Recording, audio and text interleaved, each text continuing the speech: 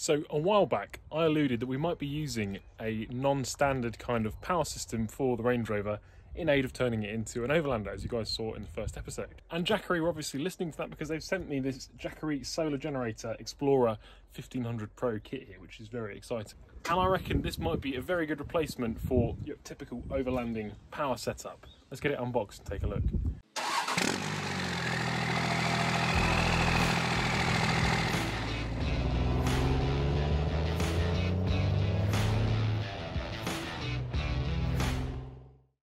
So we've also got the solar generator itself here, and they've also sent this 200-watt solar panel. So we'll take this out of the way for a minute. We'll have a look at the main unit itself first.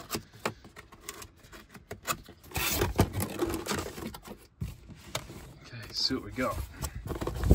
Nice little accessories bag here, feels like cables. User manual, won't need that.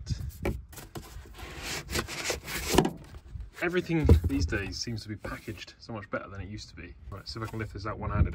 No, that's not going to happen. Oh, and there she is. And there she is, Jackery Explorer 1500 Pro. Now 1500 obviously refers to the number of watt hours that this thing is, so 1.5 kilowatt hours of power resides in this little box, which is a pretty considerable amount. And to get 1.5 kilowatt hours of power from a 12-volt battery, you would actually need a 130 amp hour battery at 12 volts, which is a pretty big battery.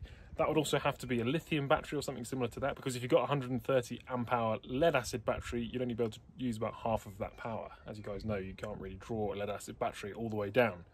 But with this, we've got 1.5 kilowatt hours of power, all in this lovely little box. Now, as you guys know, my original plan that I laid out in that first video was that we're going to have our power system over on this side of the vehicle, built into the kind of load space organizer that we're going to be building, and then the fridge on this side with a bit of storage basically on top of everything. The Jackery is actually a really nice size to sit over there. As you guys can see, it almost tucks away into this pocket on the side of the Range Rover here, and I think this is actually going to be a really big space-saving device as well. So let's say you're going to fit a normal lithium-ion or lead-acid battery back here underneath the floor, as quite a lot of people do. Now, if you were to just fit a normal lead-acid battery or a lithium-ion battery even back here in this little pocket under the floor that we've got on the Range Rover, and connect it directly to the main battery via the big 150 amp cable that's back there as well, that might work for very light loads. But the problem that you'll run into with that is that because the Range Rover uses a smart charging system, this battery is not going to get charged when it needs to be charged. So if you discharge it overnight using your fridge, the Range Rover charging system's not necessarily going to sense that, and it's not going to charge it up back to 100% while you're driving during the day. So to rectify that, what you would need to do is fit a DC to DC charger, and I'll put some examples of these up on the screen. But basically what that's going to do is draw 12 volts from the power system of the vehicle, regardless of whether the alternator is charging or not, and then convert that into a charging voltage for your leisure battery that's going to be back here. So that's one item you'd need to fit back here in addition to your battery that you've already put under the floor. The next thing you'll notice on the Jackery here are these two UK mains outlets. These are 1800 watts, 230 volts mains voltage. And that's because the Jackery comes with a lovely pure sine 1800 watt inverter.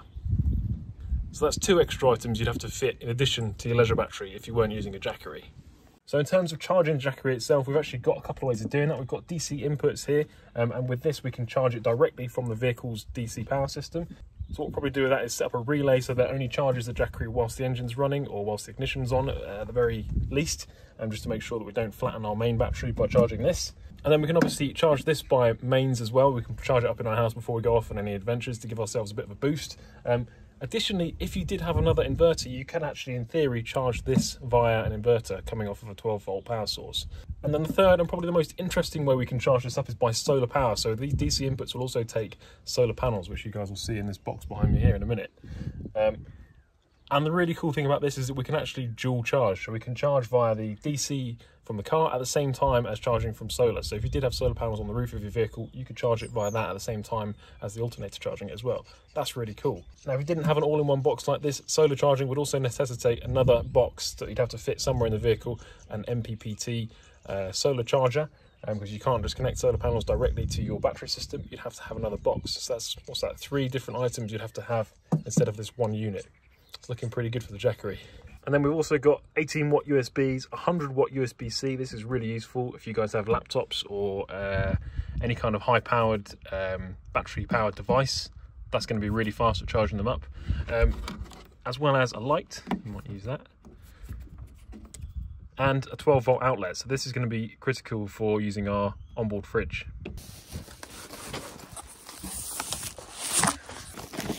Give it to me.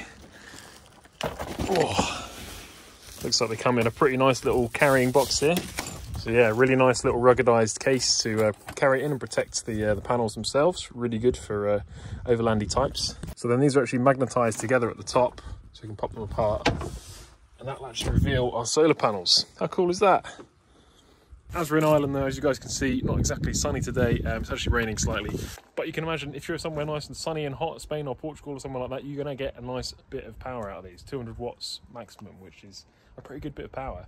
In fact, that's way more than the fridges would actually draw that I've been looking at. So yeah, plenty of power. Oh, got to do that peel. Nice. So as this is literally brand new, the display is showing to me that we've got 14% power. I've not charged it up yet, but I reckon we should still plug some loads into this thing and see what it'll actually power. The first thing I'm going to try, what about charging your power tools when you're out and about in the wildy? Say you've got an impact gun, you want to keep it charged up just in case you need to blast the wheels off or do anything like that. I'm sure it shouldn't have any issue with this. You can see the Milwaukee rapid charge is charging away there, and we've got an output of 36 watts. It's going up slowly.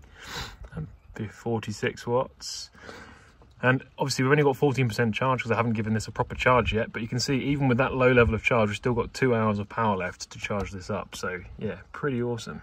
Now you might be lucky enough to have Milwaukee power tools, you might be lucky enough to have a Milwaukee battery grinder, but what if you don't? What if you've got a mains Makita grinder like this? These are typically 700 or 800 watts, so it should be a fairly good load for it, but it shouldn't have any issue with it. Let's give it a go. No trouble at all. And that's throwing a load of about 350 watts with no load on the grinder. Now power tools or charging stuff like laptops or camera gear or drones is going to be absolutely no problem for the Jackery at all. Pretty much any kind of all-in-one battery box is going to be able to power those. But what if you're fed up with cooking on gas and all you want is some nice air-fried potato waffles? Well, let's try plugging an air fryer into it and see what happens.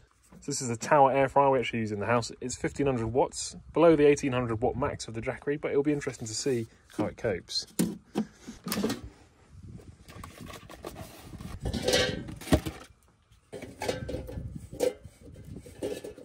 There we go, the start of a nutritious meal.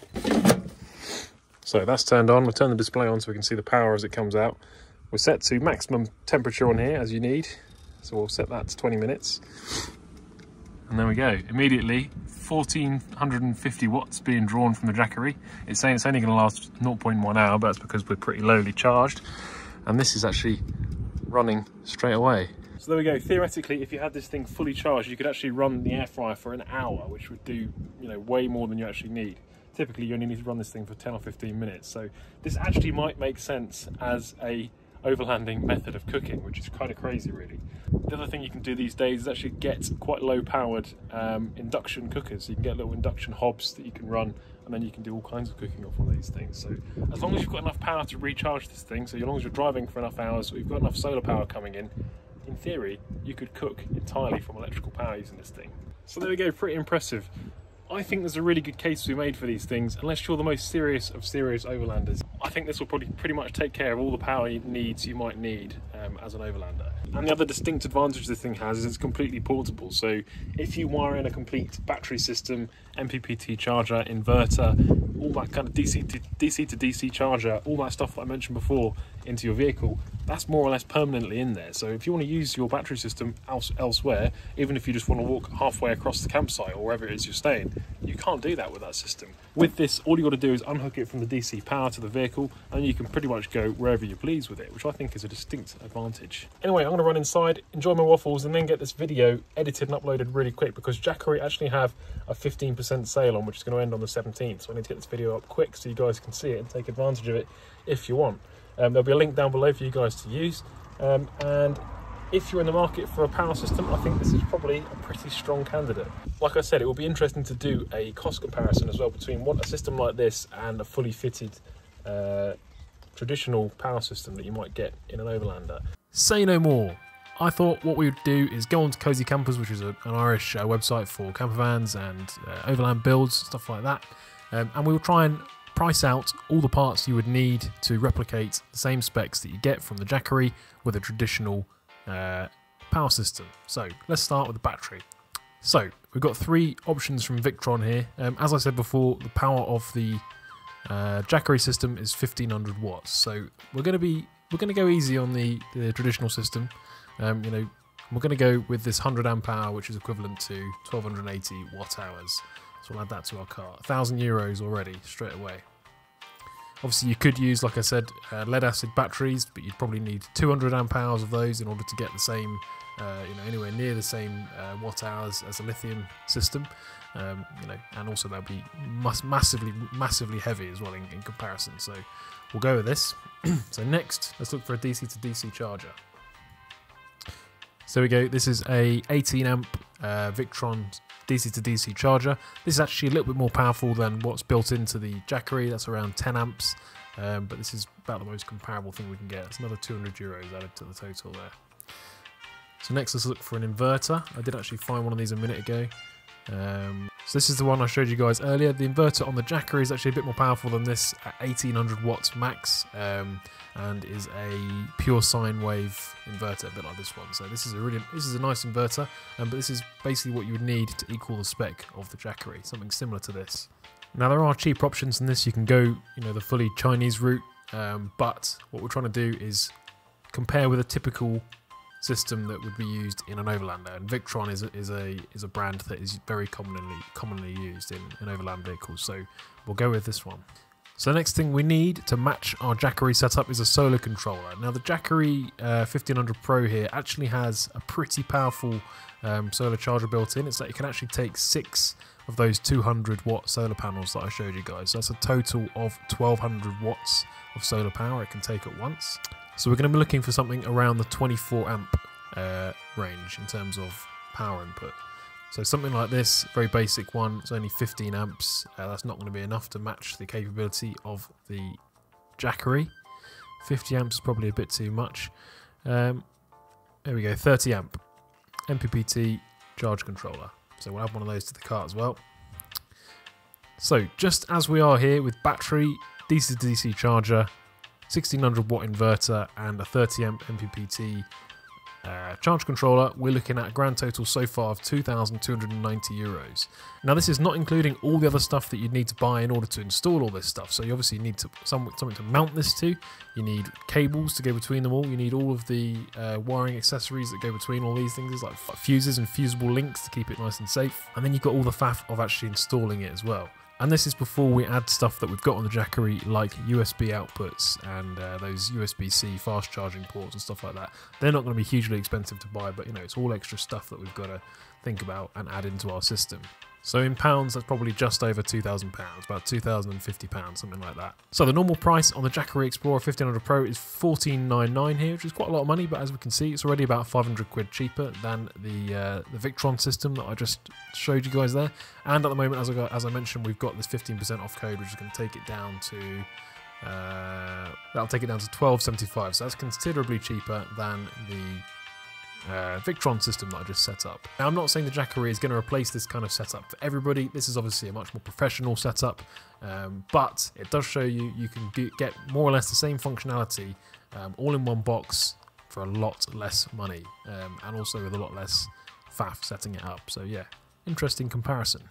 So anyway, yeah guys, 15% off if you want it. There's a link down below, and I'll catch you guys in the next episode. There's actually going to be a P38 episode uploaded pretty soon after this one, so keep your eyes peeled for that one.